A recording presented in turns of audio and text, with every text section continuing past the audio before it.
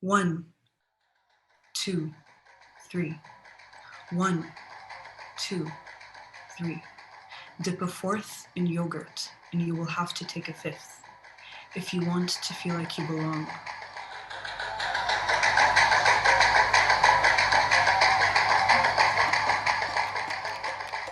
Sharbaka is this kind of polyrhythmic clapping. The rhythm of Sharbaka emerges through a feeling of deep attunement to bodies in movement. But when I've asked Arabic speakers, what does Sharbaka mean? They rarely do this. Actually, usually they do this. So they'll say, Sharbaka, mitsharbik, entangled. How might Sharbaka's meanings inspire us to pay attention to the dual sense of entanglement, attunement, that has never been more clear to us than in the current circumstances of this global pandemic?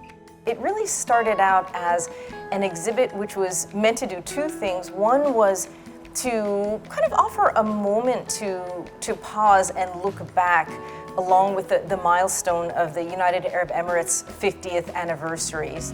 It was also an opportunity, though, to build on what NYU Abu Dhabi has created in its 10 years of existence. It's really a very close collaboration between those of us here in New York at 19 Washington Square North and colleagues in Abu Dhabi, particularly those at Al-Mawrid, the Arab Center for the Study of Art. Al-Mawrid Arab Center for the Study of Art is a research center and an archive dedicated to interdisciplinary study of the visual arts of the Arab world. This exhibition and its curator asked contemporary artists and thinkers in the UAE and across the Gulf to reflect on momentous global processes that shape our current conditions. So for this exhibition, I chose 5 established contemporary artists whose work I absolutely love. Farah Qasimi, Alaa, Younis, Edris, Vikram, Divecha, Monira, Qadiri. And I chose these 5 artists because their work captures so vividly this idea of entanglement, attunement that operates in our region. They take us from the historic village of Khat in Ras Al Khaimah to the dark shores off the coast of Abu Dhabi, to the first TV film studio in Ajman, to an architect's computer screen in Sharjah. This exhibit is touching not only on kind of broader themes of related to the development of that nation in particular, the history of the UAE in particular, but it's also a reflection on very shared experiences like what it is to make home. Thinking, for example, of Vikram Divecha's work, or what is it that we look back on and think about when we look back on school, as in Alaa Edris's work. It's an interesting exhibit too, in that a lot of the images here are actually stills from videos. And so some of that kinetic feeling, that feeling of movement, of capturing a story in progress is something that I think is conveyed in our images. To be able to access the full work, you'd actually have to embrace the exhibition space, 19 Washington Square North, as a portal rather than a final destination.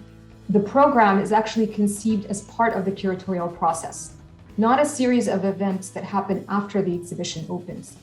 And this is what I'm interested in investigating, something called a processual exhibition, an exhibition that unfolds slowly over time. Film footage, Zoom, all these creative things we've learned from the pandemic were put into usage to make this exhibition both an in-person exhibition, but also an exhibition that could be celebrated in a remote setting around the world and invite all people into this space in creative ways.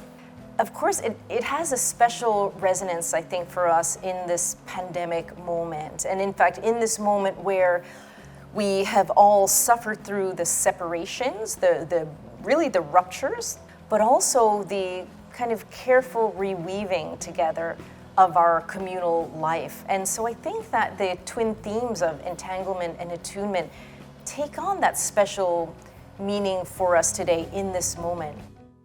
الغرق عين وغين وأنف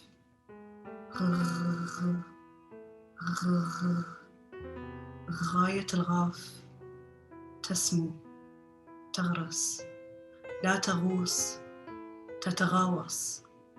Thank you.